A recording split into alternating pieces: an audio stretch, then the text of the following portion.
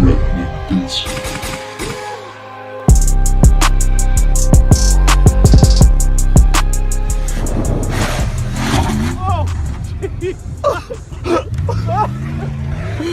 my god, dude, I did not let up. What's going on, guys? Welcome back to the channel. So today's video is going to be a little different. We're starting a new build series, I guess. I asked on Instagram if you guys would be interested in a cargo trailer crawler hauler conversion series, and overwhelmingly everyone said yes. So I guess we're gonna get started on it. This is my brand new 28 foot by 8.5 cargo trailer, Cargo Mate. We bought this thing brand new and haven't done anything to it yet, but we've got big plans. This isn't our first cargo trailer. We had one 2 years ago or so, and converted it, kind of used it once and sold it, and then I kind of regretted it and wanted another one ever since. So there was a few things that we did that I wish we would have done a little different, and a few things that we didn't do that I wish we would have done. So I think we're gonna take what we've learned and kind of do, you know, our dream trailer here. So I'm sure a lot of people are probably wondering, why even do a cargo trailer, right? Why not just buy a fifth wheel? That's what everyone does, right? Well, the whole thing is crawler hauler. So I want to be able to fit the Jeep inside, as well as I want to be able to bring a RZR with us, a 900 RZR to be specific. That's important. We'll get into that later.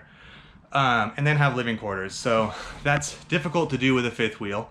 You can't really fit a wheeler in those. You can, but you can't fit anything else, right? And even those, they're not meant to tow that much weight. And so, you know, the other option that you see a lot of people do is you'll see the gooseneck flatbeds, big long flatbed with a truck camper on the flatbed. You know, you see those be the redneck crawler haulers or something. And those are great. I'm sure for a lot of people that would do the job just fine. But for us and what we're wanting to do, you know, right now that would maybe be okay, but we often bring, you know, it's me, my wife Joey, often her sister, maybe a friend, and you know, in the future we're gonna have kids and stuff, and that's a lot of people to shove in one of those little tiny truck campers. And then when you get there, you just have this giant flatbed trailer to use as a deck, I guess. I don't know, I've seen people do awnings and stuff, but it just seemed like a whole lot of wasted space. And that's kind of where the cargo trailer comes in, because with the cargo trailer, you have all of this space here to live in once you get there, right? And so right now it doesn't seem like very much, it's just a big box, but if you play your cards right, you can make these be very comfortable campers that can haul the most amount of toys, right?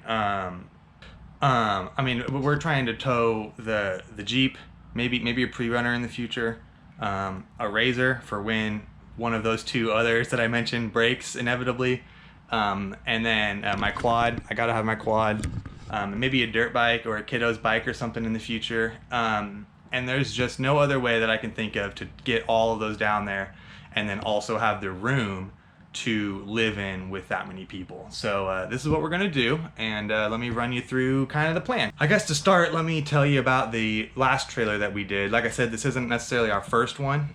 So the last trailer we bought 2 years ago or so, also brand new.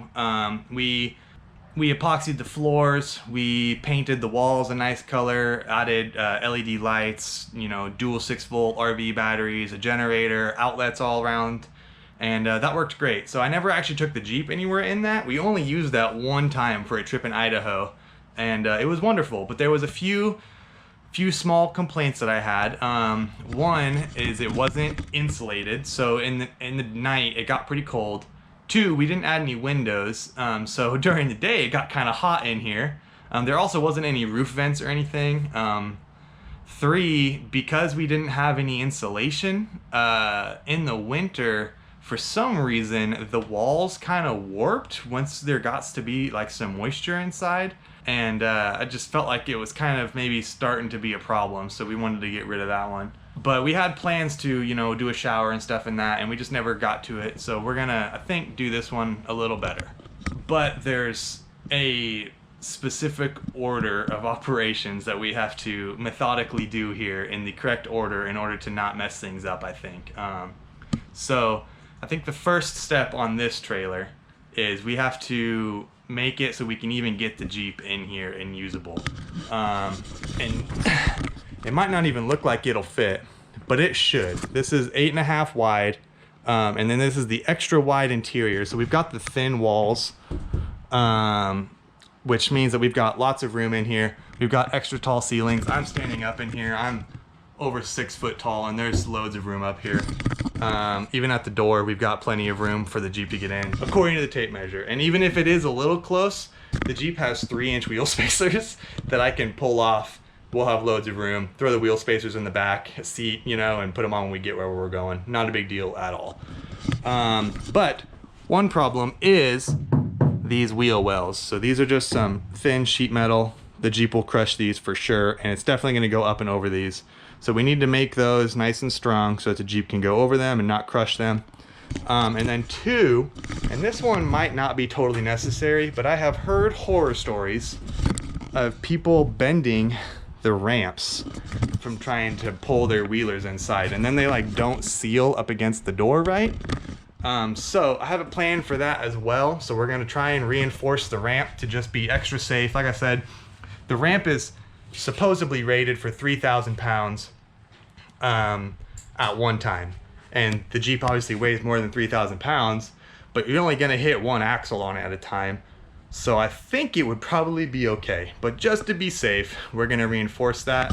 We're going to build these rollover fenders, and then we've got some super heavy duty tie downs that are custom done that we're going to fab up as well, because I don't trust these little rinky dink ones for something as heavy as the Jeep. And then it should be a usable trailer at that point, and then we can go on to all the fun stuff after that. Oh. Yeah, those aren't wired to a battery. They're wired to just like the truck ignition. That's how they come, which is so stupid. That's fucking weird. Like, there's literally a battery on the trailer. Why would you not just wire that to the battery already? Yeah, I would just rewire that when you get on.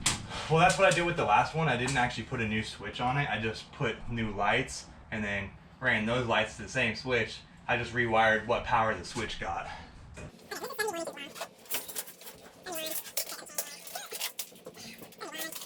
Your links too? Yeah. Jeez, fucking everything got fresh coat. I know. Well, it all looked dumb with the brand new painted axle, so it all had to be freshened up. It was time. It all needed it.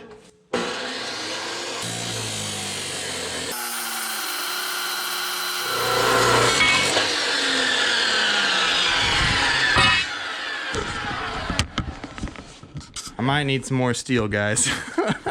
Just one of those was over half of one of my sticks, and we need 6. So back to the steel yard, I guess. And this one can go there.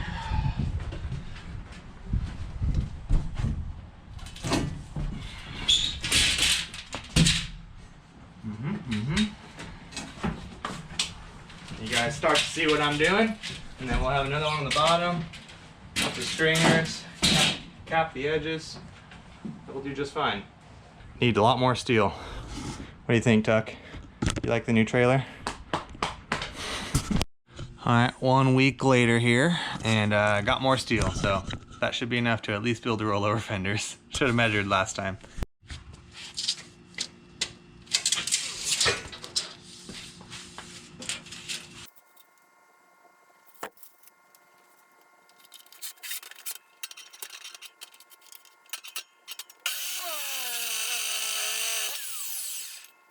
Alright, so now that I have the main 3 here done, 1, 2, 3, you can kind of see what my plan here is with the angle iron.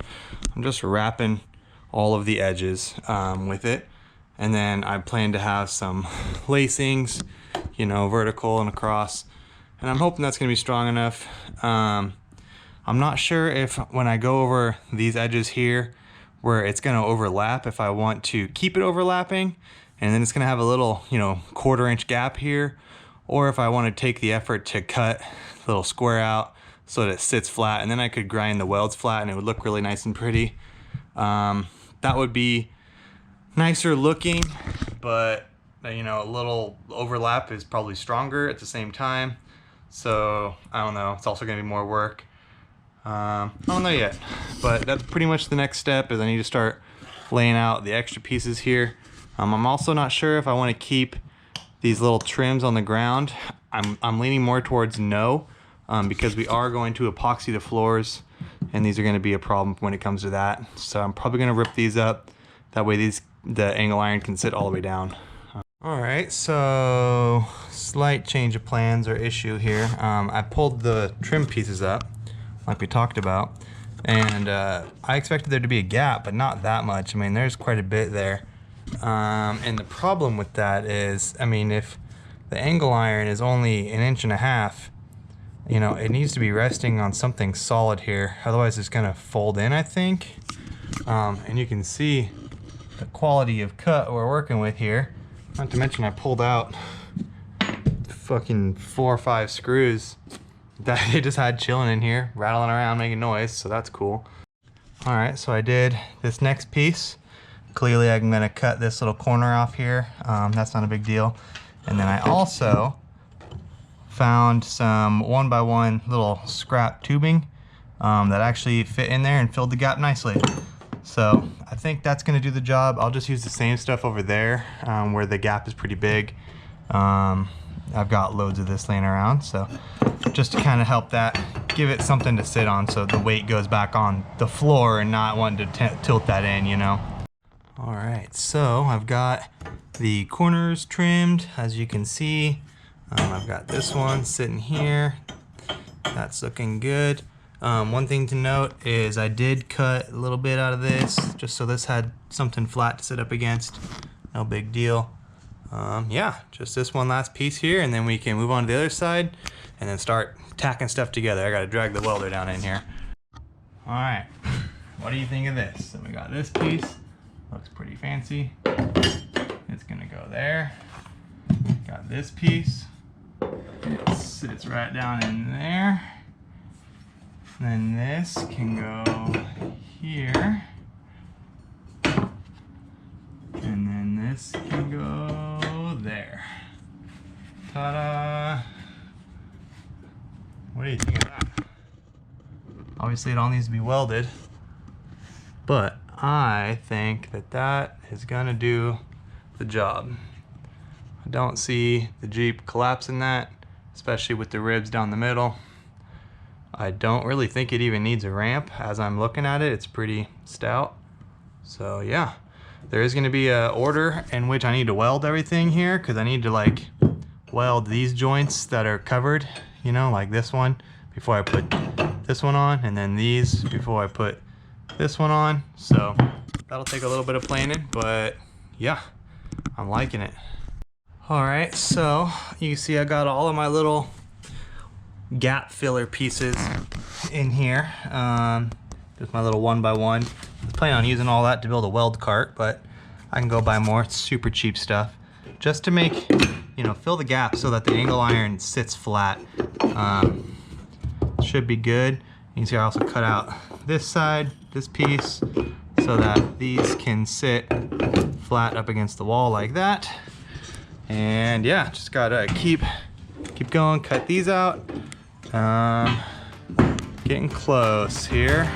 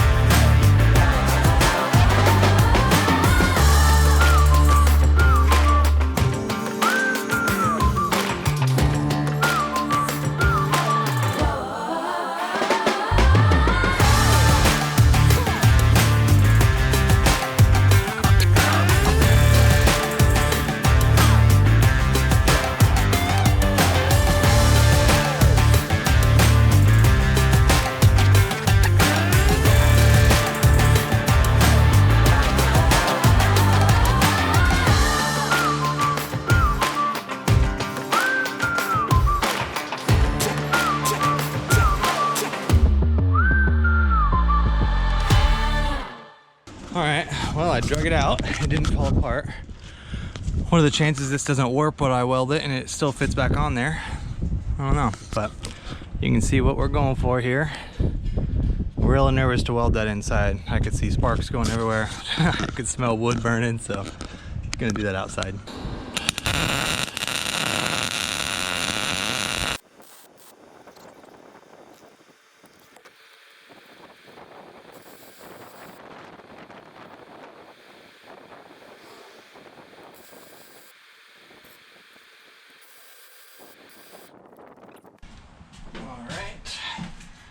Like I said, what do you think this thing fits? What are the chances? Hey,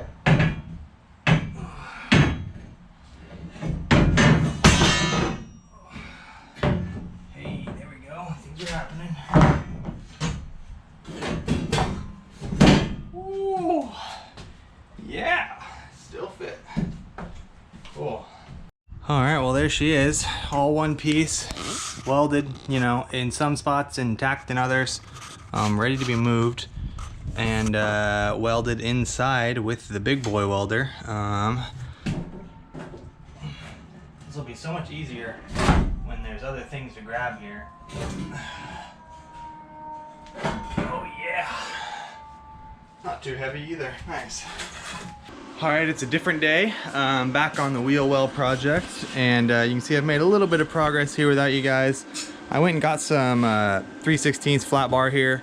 I just wanted something vertically, but I didn't want the angle iron like I was saying, because it might stick out too far and cause issues with our air mattress that we plan to put there. So I think this is enough. You know, the angle iron's good for this, but these, it's just pressure going down this way. So this should, I think, brace it enough. We'll see. But yeah, I like the looks of it a lot more. I've got them all spaced out nice and accordingly, and then you can see I also added some angle iron pieces on top as well to try and strengthen this all up, and I think that that's gonna do it. I might do some flat bar pieces right here in the middle too. Not decided. It's getting kind of heavy at this point.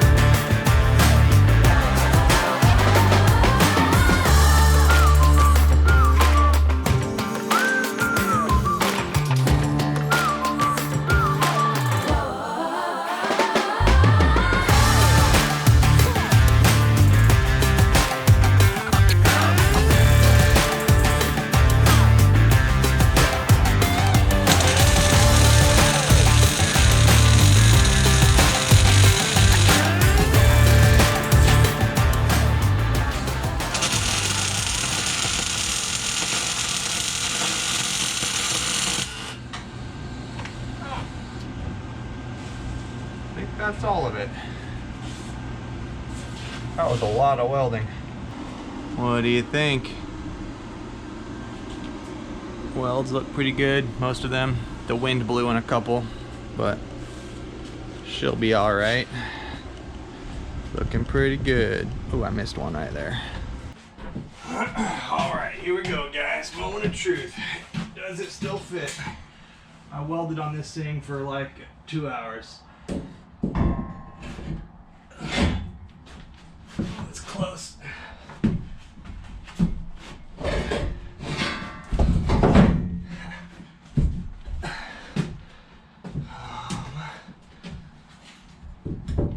it's close. There we go. That should do the trick. And it doesn't look that bad.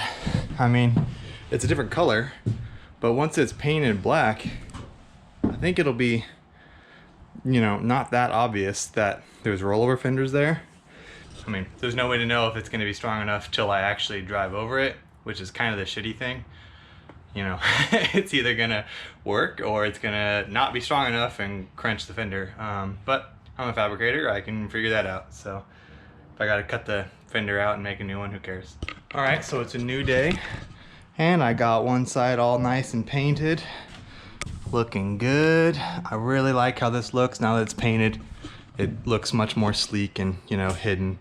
And I went ahead and duplicated it to the other side. So they look pretty good. I definitely think they're strong enough, but like I said, it's kind of shitty. You won't know until I get the Jeep in here and drive over it. But that's not the next step. First thing I gotta do before that is I wanna reinforce the ramp. I think it would probably be okay, but I've seen some horror stories online of people warping those and then basically the door not sealing right here. So I'm just gonna pull the boards off and we're gonna use the same angle iron. I've got a bunch of this left over, and we're going to reinforce the ramp just where the tires go, just up and down each side. And that should do it. And then I guess we can test fit, see if it actually fits. Hey everyone, it's me from the future. I'm editing this video and it's getting pretty long, so I'm gonna go ahead and call it here. In the next video, we're gonna reinforce the ramp and try and test fit this baby for the first time, and it doesn't go super smooth, so you're gonna wanna watch that one. If you guys like this trailer build stuff, let me know in the comments. You asked for it, so I'm doing it. If you want me to do anything different, let me know. And yeah, thanks for watching. Thanks for subscribing. See you in the next one.